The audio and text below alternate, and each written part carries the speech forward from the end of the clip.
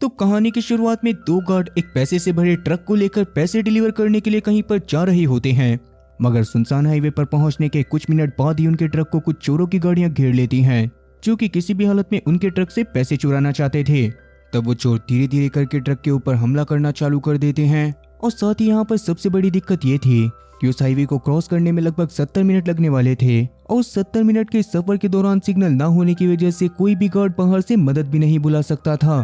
अब असल में वो ट्रक गार्डियन आर्म्ड एजेंसी का था, जो कि बैंक और गवर्नमेंट ऑफिस को पैसे इधर से उधर ट्रांसपोर्ट करने के दौरान सिक्योरिटी प्रोवाइड करा करती थी।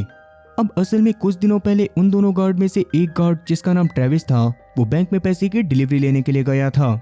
जहां पर उसे जोई नाम की एक कस्टमर देखते ही पसंद आ जाती है, जो कि खुद भी अभी के लिए उसको ही देख रही थी, और उसको देखते हुए वो उसके पास भी आती है। पर फिलहाल के लिए वो बस उसके पास से एक पेन लेने के लिए आई थी, जो देखकर वैसे तो ट्रेविस को थोड़ा सा बुरा लगता है, मगर अभी वो इसके ऊपर ध्यान ना देकर बैंक के एम्प्लॉय से बात करने लगता है। अब इसके तुरंत बाद ही जोई उसके पास वापस आके उसे एक नोट देती है, जिसको देखे बिना ही ट्रेविस ने जोई को गन पॉइंट पर ले लिया था, क्योंकि उसने मूवीज में देखा था कि अगर कोई भी इंसान इस तरह से बैंक में आके कागज का टुकड़ा पकड़ाता है तो इसका मतलब वो बैंक को लूटने के इरादे से आया है। अब ट्रेविस की इसी गलतफहमी की वजह से आसपास के लोग भी काफी ज्यादा घबरा गए थे, पर फिलहाल के लिए जोई उसको उस कागज को खोलकर देखने का इशारा करती है, जो करने पर ट्रेविस को उस कागज के अंदर जोई का नंबर लिखा हुआ दिखाई देता है, जो कि जोई ट्रेविस को इसीलिए दे रही थी क्योंकि कहीं ना कहीं उसको भी ट्रेविस का खुशनुमा अंदाज पसंद आ गया था। इसीलिए वो रात में ट्रेविस का काम खत्म होने के बाद उसके साथ डेट पर जाना चाहती थी। खैर तब रात में वो लोग डेट पर भी जाते हैं, जहां पर सबसे पहले तो ट्रेविस उसका शुक्रिया करता है, क्योंकि जोई ने उसकी गलती के बावजूद भी उसके खिलाफ कोई भी कंप्लेन नहीं करी थी। तब जोई भी उसके साथ काफी सारी बातें करती है, और अगले दिन ट्रेविस की आंख खुलने पर वो अपने आप को जोई के बेड पे पाता है, क्योंकि पिछली रात वो दोनों एक दूसरे के साथ अपने सांसों की बदबू को शेयर करने के लिए जोई के घर पर आ गए थे। खैर अभी गार्डियन कंपनी का वो दूसरा गार्ड रसल अपने काम पर जाने के लिए अपने घर में तैयार हो रहा था, मगर अभी तैयार होने से पहले वो अपनी बीवी नेटली को उठाकर उसे 25th एनिवर्सरी विश करता है, और उससे वादा करता है कि शाम में वो घर जल्दी आकर उसके साथ उस रेस्टोरेंट में जाएगा जहां पर वो पहली बार मिले थे। अब वैसे रसल के काम में इतना ज्यादा बिजी होने की वजह से नेटली चाहती थी कि वो अपने इस काम को छोड़कर किसी और काम को पकड़ ले, जिस पर रसल भी आज तुरंत मान जाता है, और वो अगले 6 महीने के अंदर अंदर इस काम को छोड़कर पहले नेटली के साथ छुट्टियां मनाने के लिए जाने वाला था, और बाद में वापस आकर वो नेटली से बात करके कोई दूसरा काम शुरू करने वाला था। तब नेटली भी इस बात से बहुत ज्यादा खुश होती है, और रसल भी सीधा अपने ऑफिस में पहुंच जाता है, जहां पर आने के बाद टाइम टेबल शीट को देखकर उसे पता चला था कि आज उसकी ड्यूटी ट्रेविस नाम के एक नए बंदे के साथ एक बड़ी रूट पर लगा दी गई थी। ये बात जानने के बाद तो रसल का पूरी तरह से दिमाग खराब हो जाता है, क्योंकि असल में उसने अपनी एनिवर्सरी के बारे में पहले भी अपने बॉस क्लार्क को बताया था, पर उसके बावजूद भी क्लार्क ने उसकी ड्यूटी एक बड़ी रूट पर लगा दी थी। तब रसल को क्लार्क से बात करने के बाद पता चलता है कि असल में क्लार्क ने ये सारी चीजें जानबूझकर नहीं करी थी, बस आज उस बड़े रूट वाले ट्रक के अंदर बहुत सारे पैसे मौजूद होते हैं, जिन्हें टाइम पर डिलीवर करना बहुत ज्यादा जरूरी था, और ऐसी परिस्थिति में रसल के अलावा क्लार्क किसी और के ऊपर भरोसा नहीं कर सकता था। तब रसल भी इस काम को करने के लिए मान गया था, जबकि उसे ये बात अच्छे से पता थी कि इस काम से वापस आते आते ही उसे रात हो जाएगी। खैर तभी अचानक से रसल की नजर ट्रेविस के ऊपर पड़ती है, जो कि पागलों की तरह डांस करते हुए अपनी पिछली रात के एक्सपीरियंस के बारे में सभी लोगों को बता रहा था, और उसकी इस तरह की हरकत को देखने के बाद तो रसल का दिमाग पूरी तरह से खराब हो जाता है, मगर फिलहाल वो अपने आप को जैसे तैसे कंट्रोल करके ट्रेविस से जल्दी से काम पर चलने को बोलता है। तब ट्रक में बैठने के बाद ट्रेविस लगातार रसल से बात करने की कोशिश करे जा रहा था, जिस दौरान वो रसल को ये बात भी बताता है कि असल में पहले उसने पुलिस डिपार्टमेंट के लिए टेस्ट दिया था, जिसमें वो ड्राइविंग के टास्क को छोड़कर बाकी सभी टास्क में फेल हो गया होता है, और इसी वजह से बाद में उसने इस कंपनी में ड्राइविंग की जॉब भी पकड़ ली थी। तो ट्रेविस की ये बात जानने के बाद तो रसल काफी ज्यादा शॉक हुआ था कि कोई भी इंसान सिर्फ ड्राइविंग टेस्ट को छोड़कर बाकी सारे के सारे टेस्ट में फेल कैसे हो सकता है। पर जैसा कि उसे रात के समय में जल्दी से जल्दी घर पर वापस आकर अपनी बीवी के साथ डिनर पर जाना था, इसीलिए फिलहाल वो ट्रेविस से ज्यादा बात ना करते हुए ट्रेविस से ट्रक को आगे बढ़ाने को बोलता है, और तब ट्रेविस भी ट्रक को ड्राइव करते हुए लोकेशन की तरफ लेकर जाने लग गया था। और तब ट्रेविस भी ट्रक को ड्राइव करते हुए अलग अलग जगह पर जाता है, जहां पर से कुछ और जरूरी पार्सल्स को कलेक्ट करने के बाद वो लोग वापस से शहर की तरफ जाने लग जाते हैं। इसी बीच शहर की खाली पड़ी एक बिल्डिंग में लोकल गैंगस्टर मिगेल और साथी बैनर एक दूसरे से पहली बार मिलते हैं, जिनको किसी बहुत ही खास मिशन को करने के लिए काइल नाम के एक बंदे ने साथ में बुलाया था। असल में जोई के हिसाब से वो खुद भी कायल के लिए ही काम करा करती थी, पर आज सुबह सुबह कायल ने धोखे से खुद के पैर पर गोली चला ली थी, जिसकी वजह से उसका चलना फिरना तक मुश्किल हो गया था। क्या तब जाकर जोई उन्हें बताती है कि असल में उन्हें एक बीच हाईवे में जाकर एक ट्रक को लूटना है, जिसके लिए उनके पास सिर्फ 70 मिनट का समय है, क्योंकि इस 70 मिनट के बीच में वो ट्रक एक ऐसे हाईवे पर रहेगा जहां पर कोई भी सिग्नल नहीं आता, जिसका मतलब कि चोरी के बीच में एजेंसी के गार्ड वहां पर मदद नहीं बुला पाएंगे। अब उस ट्रक के रूट के बारे में जोई को सारी चीजें पहले ही पता चल गई थी, इसीलिए वो इस सब के बारे में बताने के बाद मिगेल और बैनर से ये वादा भी लेती है कि अपना अपना कट लेने के बाद वो लोग उसे दोबारा कभी ढूंढने की कोशिश नहीं करेंगे।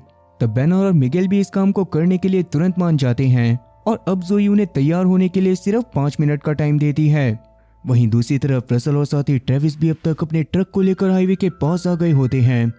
जिसको ही क्रॉस करने के बाद वो लोग सामने मौजूद अटलांटिक सिटी में पहुंचने वाले थे, जहां पर ही पैसे और सामान की डिलीवरी करने के बाद उन्हें फिर से अपनी सिटी में भी आना था। खैर अभी भी सफर के दौरान ट्रेविस फिर से रसल को पकाना चालू कर देता है, क्योंकि ट्रेविस को ये बात पता चल गई थी कि अगले 6 महीने के अंदर अंदर रसल इस काम को छोड़कर किसी दूसरी जॉब को पकड़ लेगा। और अभी ट्रेविस को ये बात समझ में नहीं आ रही थी कि आखिर इतनी ज्यादा उम्र होने के बावजूद भी रसल काम को चेंज क्यों कर रहा है। खैर अभी रसल के इस बात का जवाब देने से पहले ही ट्रेविस के पास क्लार्क का कॉल आता है, जिसको अब तक पता चल गया था कि ट्रेविस ने एक दिन पहले धोखे से ही बैंक में एक कस्टमर के ऊपर गन पॉइंट कर दिया था। अब उसी वजह से उस बैंक ने क्लार्क की एजेंसी के साथ की अपनी सारी डील्स कैंसिल कर दी होती हैं, जिसकी वजह से ही क्लार्क ट्रेविस के ऊपर गुस्सा करते हुए उसे तुरंत ही काम से निकाल देता है। जो बात सुनने के बाद तो ट्रेविस बहुत ज्यादा दुखी होते हुए रोना चालू कर चुका था। उस दौरान वो रसल को बताता है कि असल में उसकी फैमिली में सभी लोग, यानी कि उसके मम्मी पापा और साथ ही बहन पुलिस डिपार्टमेंट में बहुत ही बड़ी बड़ी पोस्ट पर हैं, जिसकी वजह से वो खुद भी पुलिस में ही जाना चाहता है। मगर काफी ज्यादा कोशिश करने के बावजूद भी जब वो पुलिस के एग्जाम को क्रैक नहीं कर पाया था, तभी उसने कुछ समय अपना खर्चा चलाने के लिए ट्रक ड्राइवर की जॉब को ज्वाइन कर लिया था, पर अब तो उसे वहां से भी निकाल दिया गया है। तो ट्रेविस की सारी बातें सुनकर रसल को ये बात अच्छे से समझ में आ रही होती है कि कहीं ना कहीं ट्रेविस के ऊपर पुलिस वाला बनने के लिए बहुत ज्यादा प्रेशर है, इसीलिए उसको प्यार से शांत करवाने की कोशिश करता है। पर इतने में ही जोई, मिगेल और साथी बैनर भी हेलमेट लगाकर 2 गाड़ियों की मदद से ट्रक को आकर घेर लेते हैं। अब उसमें से एक गाड़ी ट्रक के आगे थी और एक गाड़ी ट्रक के पीछे। तब आगे वाली गाड़ी में से जोई पेपर के साइज के कुछ कार्डबोर्ड को लेकर निकलती है, जिस पर उसने पहले से ही ट्रेविस और रसल से ट्रक को रुकवाने के लिए कुछ मैसेज लिखे हुए थे, और उन मैसेजेस के अकॉर्डिंग अगर वो दोनों उन ट्रक्स को नहीं रोकते तो उन दोनों को जान से मार दिया जाता।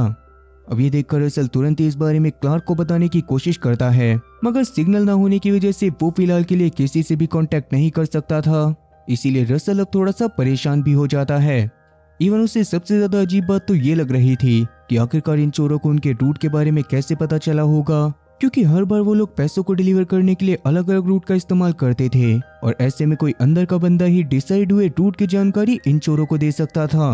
वेल अभी के लिए जैसा कि ट्रेविस की जॉब तो जा चुकी थी, तो वो अपनी जान बचाने के लिए इस ट्रक को उन चोरों को ही दे देना चाहता था, मगर रसल उसको ऐसा नहीं करने देता। और तब जोई मिगेल को इशारा करके एक टीयर गैस वाले बॉम्ब को ट्रक के अंदर डलवा देती है, जिससे ट्रेविस की आंखें जलने के कारण उसकी हालत तो बहुत ज्यादा खराब हो गई थी और वो बस ट्रक को रोक देना चाहता था।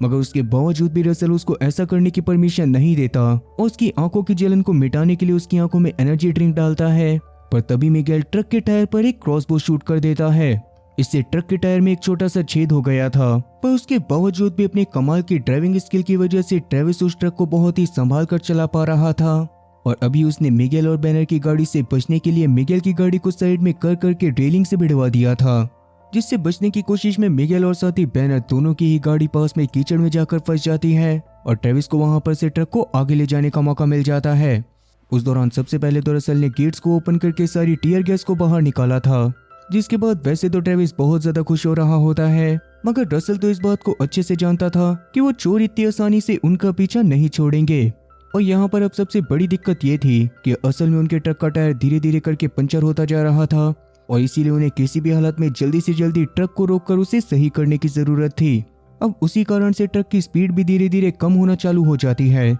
जो देखकर रसल थोड़ा सा और परेशान हो जाता है। पर तभी उसे हाईवे से सट के एक छोटा सा रोड दिखाई देता है, जहाँ जाकर वो अपने ट्रक को सही कर सकते थे। इसीलिए ट्रेविस भी तुरंत ही ट्रक को ले जाकर वहां पर रोक देता है और रसल जल्दी से ट्रक को सही करने में लग जाता है। उस दौरान ट्रेविस की कैलकुलेशन के हिसाब से उन लोगों के पास ट्रक को सही करके निकलने के लिए सिर्फ 4 मिनट थे, क्योंकि 4 मिनट के अंदर अंदर वो चोर उनके पास पहुंच जाते। तब रसल सबसे पहले तो जोई से किसी गाड़ी को रोककर उनसे मदद मांगने के लिए बोलता है, जिस पर ट्रेविस खुद भी रोड के साइड में खड़ा होकर एक गाड़ी को रोकने की कोशिश करने लग गया था, जिसका ड्राइवर वैसे तो गाड़ी को रोकने वाला था, मगर ट्रेविस की अजीब सी हरकतों को देखकर उस ड्राइवर की बीवी उसे गाड़ी रोकने से मना कर देती है और वो बंदा उल्टा गाड़ी की स्पीड तेज करके और ज्यादा आगे निकल जाता है। वहीं दूसरी तरफ जोई पैनर और साथी मिगेल के साथ मिलकर अपनी गाड़ियों को रोड पर वापस से ले आई थी, जहां पर इस बार उन्होंने अपने दूसरे प्लान को चालू करने के बारे में सोचा होता है, जिसके बारे में बातें करते हुए वो लोग जैसे ही थोड़ा सा आगे जाते हैं वैसे ही जोई उस दूसरे रास्ते को देखकर समझ जाती है कि पक्का रसल ट्रक के टायर को सही करने के लिए उसी जगह पर गया होगा। इसीलिए तब वो पैनर को भी इशारा करके गाड़ी को उधर की तरफ लेकर जाने को बोलती है, जहां पर से फिलहाल के लिए रसल और साथी ट्रेविस कोई टेम्परेरी जुगाड़ कर निकल रहे थे कि तभी उन्हें अपने सामने जोई और साथी पैनर की गाड़ियां दिखाई देती हैं। तब उनको देखने के बाद पहले तो ट्रेविस थोड़ा सा पैनिक करने लग जाता है, मगर रसल उसके अंदर हिम्मत भरते हुए उससे ट्रक की स्पीड को और ज्यादा तेज करने को बोलता है और उसके ऐसा करने की वजह से जोई और साथी पैनर दोनों ही अपनी गाड़ियों को लेकर रोड के साइड में हो गए थे। पर ट्रक को तेज चलाने की वजह से उनका टेम्परेरी जुगाड़ पूरी तरह से फेल हो जाता है, जिसकी वजह से ट्रक तेज स्पीड में आते ही इधर उधर हिलना डुलना चालू कर देता है और इसी बात का फायदा उठाकर जोई वापस से एक बार गाड़ी के पास आसानी से आ जाती है। खैर अभी के लिए जोई और उसकी टीम के पास भी सिर्फ 15 मिनट ही बचे हुए थे, इसीलिए तब जोई सबसे पहले तो बैनर से ट्रक के सामने जाकर उसको थोड़ा सा सपोर्ट करने को बोलती है, जिसके ऐसा करने की वजह से ट्रेविस अपनी स्पीड को और ज्यादा नहीं बढ़ा सकता था और इसी बात का फायदा उठाकर मिगेल जल्दी से जोई की गाड़ी से बंधी एक रस्सी को अपने शरीर पर बांधता है और बाद में ट्रक के पीछे वाले गेट पर छलांग मारकर सीधा उसे फ्लेम थ्रोअर से काटने की कोशिश करने लगता है। तब ये देखने के बाद तो रसल ने अपने पास मौजूद पिस्टल को निकालकर पीछे की तरफ फायर करना चालू कर दिया था, जिस पर मिगेल भी अपने पास मौजूद गन की मदद से रसल के ऊपर फायर करने लग जाता है और किस्मत खराब होने की वजह से रसल की गन उसके हाथ से छूटकर नीचे गिर जाती है। खैर अब धीरे धीरे गेट बस कटने ही वाला था, जिसकी चिंगारियां धीरे धीरे कर ट्रक के अंदर आ रही थी और इसीलिए ट्रेविस रसल को सजेस्ट करता है कि उसे गेट को खोलकर कुछ पैसे पीछे ही फेंक देने चाहिए, जिसके बाद वो चोर शायद उनका पीछा करना बंद कर देंगे और उन्हें भी वहां पर से निकलने के लिए प्रॉपर टाइम मिल जाएगा। तब रसल भी बिल्कुल ऐसा ही करने के लिए कम पैसों वाले बैग को ढूंढने लगता है,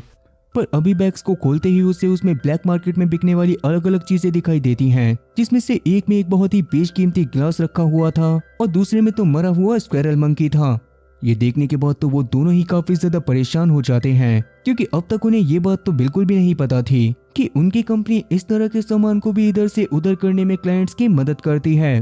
खैर अभी के लिए रसल के हाथ में पैसों का बैग लग जाने के बाद वो तुरंत ही गेट को लात मारकर खोल देता है और बाद में कुछ पैसों को बाहर की तरफ उड़ाने लगता है। पर जैसा कि जोई और उसके साथियों का प्लान तो पूरे के पूरे ट्रक को ही लूटना था, इसीलिए वो उन चिल्लड़ के लिए नहीं रुकते और उसी दौरान थोड़ा सा बैलेंस बिगड़ने की वजह से रसल ट्रक के ही फर्श पर गिर जाता है।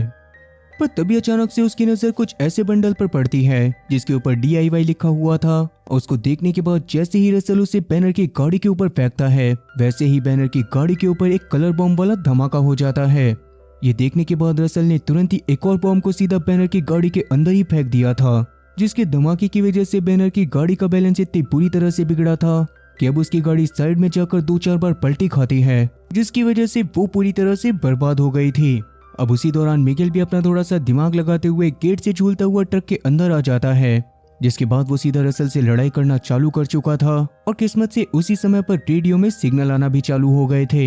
ये देखकर ट्रेविस तुरंत ही क्लार्क को कॉल करते हुए उसे सारी सिचुएशन के बारे में समझाने की कोशिश करता है, मगर फिलहाल सिग्नल पूरी तरह से सही ना हो पाने की वजह से क्लार्क को ट्रेविस की आवाज नहीं आ रही थी और इसके अगले ही पल रेडियो एक बार वापस से डिस्कनेक्ट हो जाता है।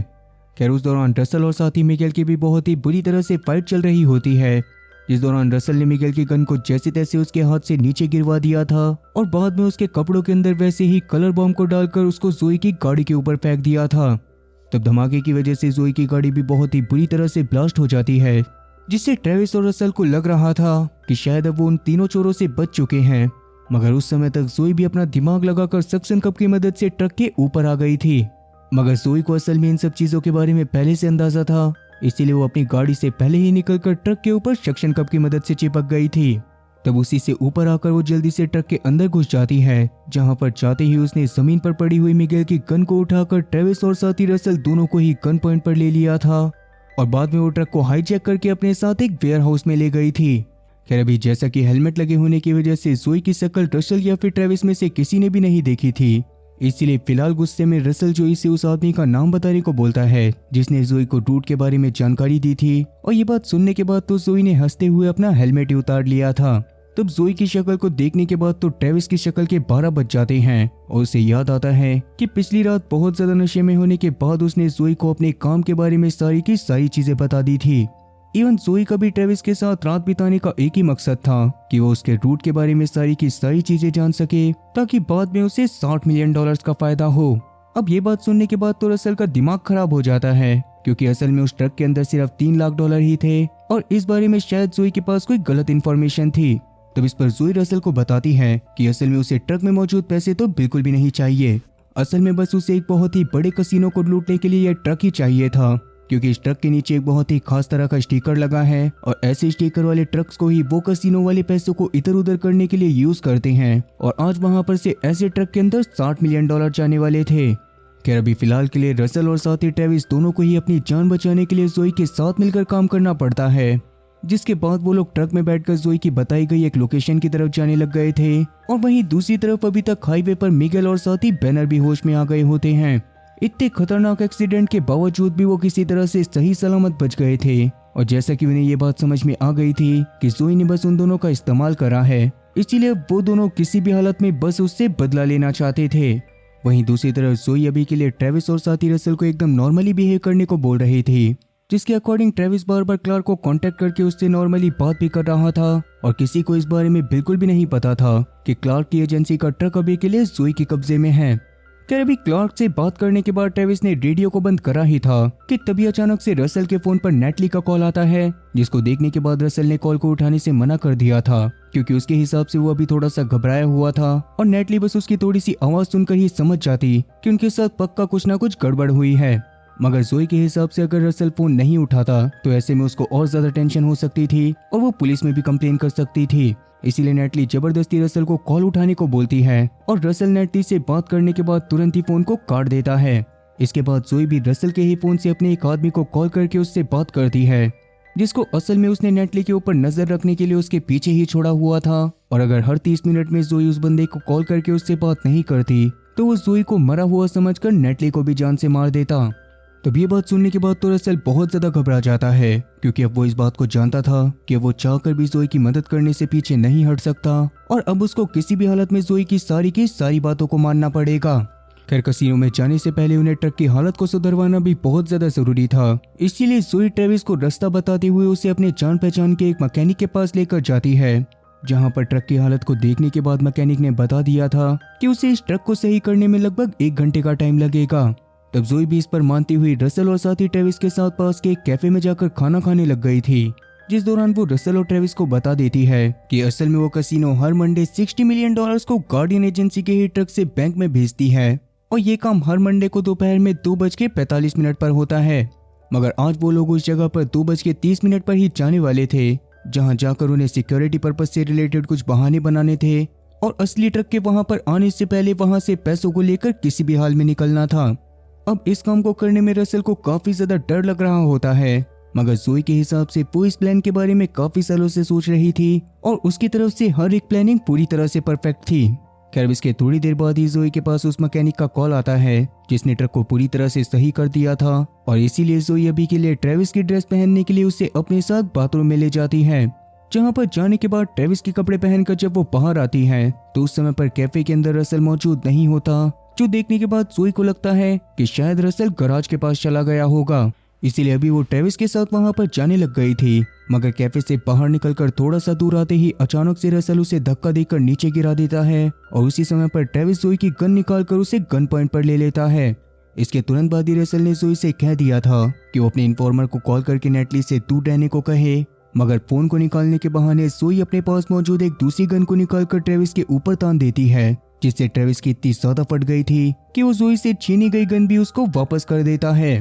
तब उन दोनों की अभी की बातें सुनने के बाद रसल को ये बात भी पता चल गई थी कि असल में उनके रूट की इन्फॉर्मेशन जोई के पास सिर्फ ट्रेविस की वजह से गई थी और ये जानने के बाद तो रसल को ऐसा लग रहा था कि ट्रेविस खुद भी इस पूरी की पूरी प्लानिंग में जोई के साथ मिला हुआ है। यही सोचकर वो बहुत ही बुरी तरह से ट्रेविस को मारने लग गया था, पर जोई उस समय पर जैसे तैसे उसको रोकते हुए समझा देती है कि असल में बस उसने खुद ही ट्रेविस को जानबूझकर इतनी ज्यादा पिला दी कि उसने अपने रूट के बारे में सारी की सारी इन्फॉर्मेशन दे दी। और अगर शायद पिछली रात उसकी जगह पर खुद रसल भी होता तो ज्यादा नशे में होने के कारण वो खुद भी सारी चीजें बता देता। तब ये बात सुनने के बाद रसल थोड़ा सा शांत होते हुए ट्रेविस को छोड़ देता है और बाद में वो लोग वापस से ट्रक में चले जाते हैं। उस समय तक ट्रेविस को ये बात तो समझ आ गई थी कि कहीं ना कहीं जोई उसको सच में पसंद करती है और इसीलिए ही उसने रसल को उसको मारने से रोका था।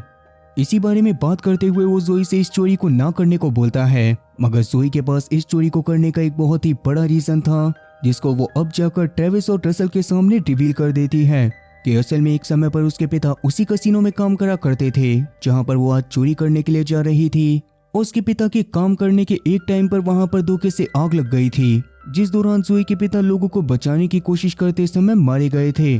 उस दौरान कसिनो का काफी ज्यादा पैसा भी जल गया था, पर जोई के पिता की ऑन ड्यूटी मौत होने के कारण कसिनो वालों को एग्रीमेंट के अकॉर्डिंग जोई की मां को कुछ पैसे देने चाहिए थे, जो कि कसिनो वालों ने बिल्कुल भी नहीं दिए और उल्टा इंश्योरेंस के पैसे हासिल करने के लिए उसके पिता के ऊपर ही झूठा केस बना दिया कि उन्होंने ही कसिनो के अंदर आग लगाई थी। उस समय पर जोई खुद भी 12 साल की थी और उसके बाद से अब तक उसे काफी सारे स्ट्रगल्स का सामना करना पड़ा था, जबकि आज अगर उसके पिता शायद जिंदा होते तो किसी भी हालत में ऐसे रास्ते पर बिल्कुल भी नहीं चलती।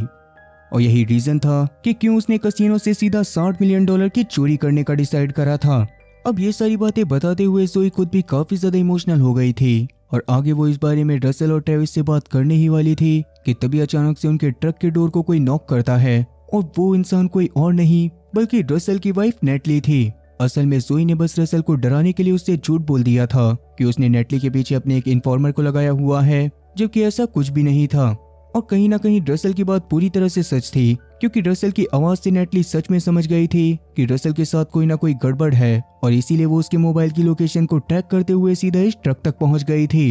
खैर अभी नेटली के ट्रक के अंदर आते ही जोई उसको गन पॉइंट पर लेकर साइड में बैठने को बोलती है और बाद में वो लोग अपने प्लान के अकॉर्डिंग 2:30 बजे सीधा ट्रक को लेकर कसिनो के कैश वेयर हाउस में पहुंच जाते हैं। तब टाइम के पहले ट्रक के वेयर हाउस में आ जाने की वजह से गार्ड उनकी बहुत ज्यादा स्ट्रिक्टली चेकिंग करने लग गए थे, पर किस्मत से सारी चेकिंग को पास करने के बाद जोई किसी तरह से वेयर हाउस के अंदर एंटर कर जाती है, जहां पर मौजूद गार्ड को उनके ऊपर शक होने लग गया था, क्योंकि असल में जोई और रसल वो लोग नहीं थे जिनके आने के बारे में उन्हें इन्फॉर्मेशन दी गई थी। इस पर रसल सारी बातों को संभालते हुए बोलता है कि असल में इस कसिनो में आज जो ट्रक आने वाला था उसको सुबह कुछ चोरों ने लूटने की कोशिश करी थी, जिसकी वजह से उसके गार्ड अभी हॉस्पिटल में एडमिट हैं। और क्योंकि ये सारी की सारी वारदात आजकल कॉमन हो गई होती हैं, इसीलिए ये बात सुनने के बाद उन गार्ड को भी रसल की बातों पर भरोसा हो जाता है और वो उन्हें अंदर मौजूद पैसों के पास ले जाता है। उस समय पर रोमन रेंज अपने कुछ साथियों के साथ उन पैसों के साथ अपने एक एडवर्टाइजमेंट के लिए फोटो खिंचवा रहा था, जिसको देखने के बाद जोई भी उससे उसके नेक्स्ट ओपोनेंट के बारे में कुछ झूठ बोलती है,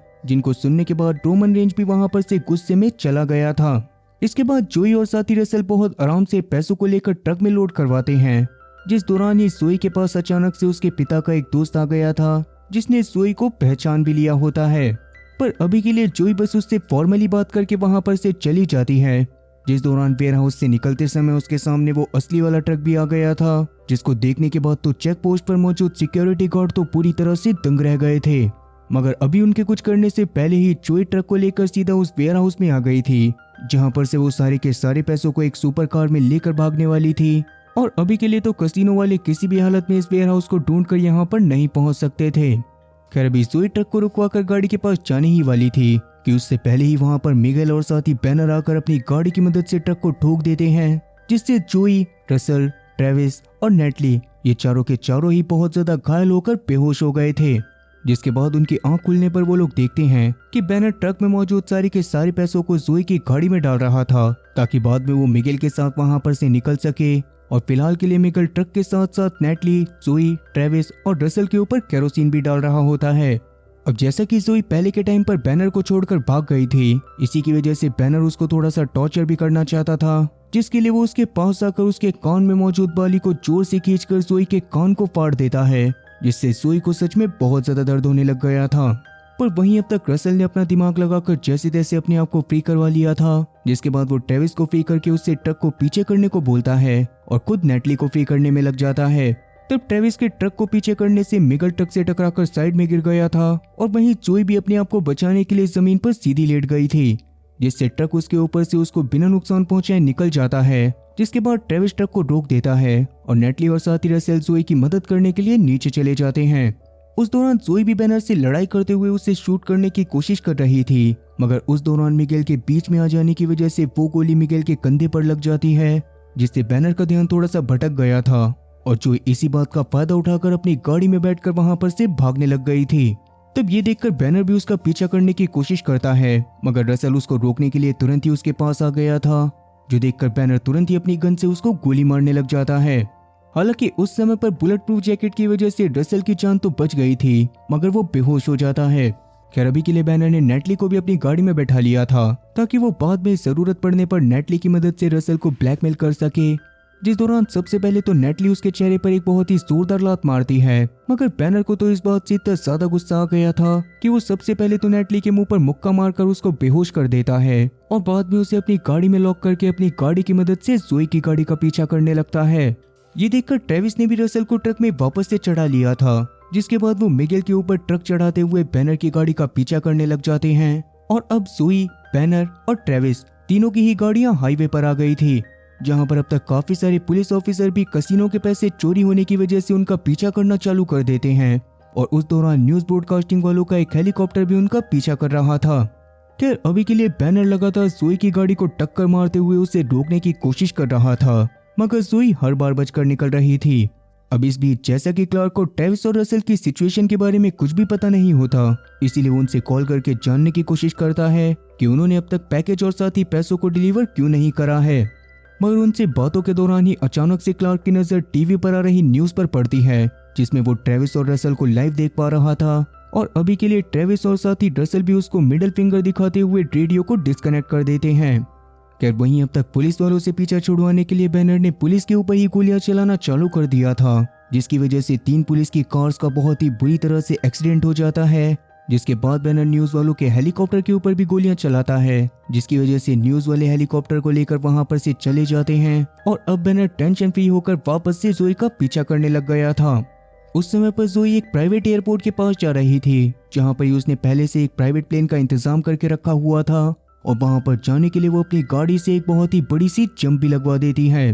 तब उस जंप को बैनर की गाड़ी ने भी बहुत ही आसानी से लगा लिया था, मगर अभी के लिए ट्रक से उस जंप को लगाने में रसेल को बहुत ज्यादा डर लग रहा होता है, मगर तब ट्रेविस उसको डरने से मना करता है और दिमाग में थोड़ी सी कैलकुलेशन करने के बाद ट्रक को जंप लगवा देता है। तब किस्मत से ट्रेविस की कैलकुलेशन बहुत ही ज्यादा काम आई थी और उन दोनों में से किसी को कुछ भी नहीं हुआ था।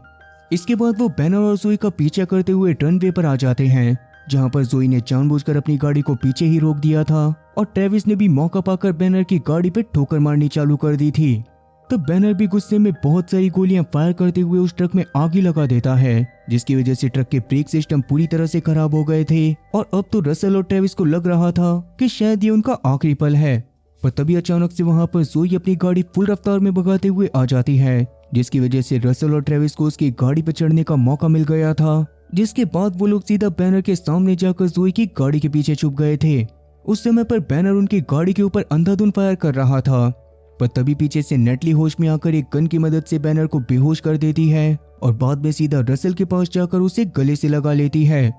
खैर अब इसके बाद जोई भी वहां पर से जाने लग गई थी, जहां जाने से पहले वो ट्रेविस को किस करते हुए अपने प्यार का इजहार करती है और बाद में अपनी गाड़ी से सारे पैसों को प्लेन में लोड करके प्लेन को लेकर वहां पर से निकल जाती है। खैर अभी जोई के वहां पर से जाने के थोड़ी देर बाद ही वहां पर पुलिस वाले आ गए थे, जिनके सामने ट्रेविस, रसेल और नेटली ऐसा दिखाते हैं जैसे कि उनसे जोई ने जानबूझकर वो सारी की सारी हरकतें करवाई हों। अब कहीं ना कहीं पुलिस वालों को भी इस बात पर भरोसा हो गया था और इसीलिए उन तीनों को गिरफ्तार भी नहीं करा जाता। तब उस समय पर ट्रेविस को अपनी जेब में जोई का नया वाला नंबर मिलता है, जो कि असल में जोई ने ही उसकी जेब में डाला था, पर अभी उस पेपर को पुलिस वालों से बचाने के लिए ट्रेविस उस नंबर को याद करके पेपर को खा जाता है। अब इसके साथ ही कहानी वहां पर से 6 महीने आगे आती है, जहां पर अब तक ट्रेविस ने पुलिस एग्जाम क्रैक करके पुलिस स्टेशन में ज्वाइनिंग ले ली थी और उसी दौरान कुछ सोचते हुए वो जोई के पास कॉल करता है, जो कि अभी के लिए बाली में थी।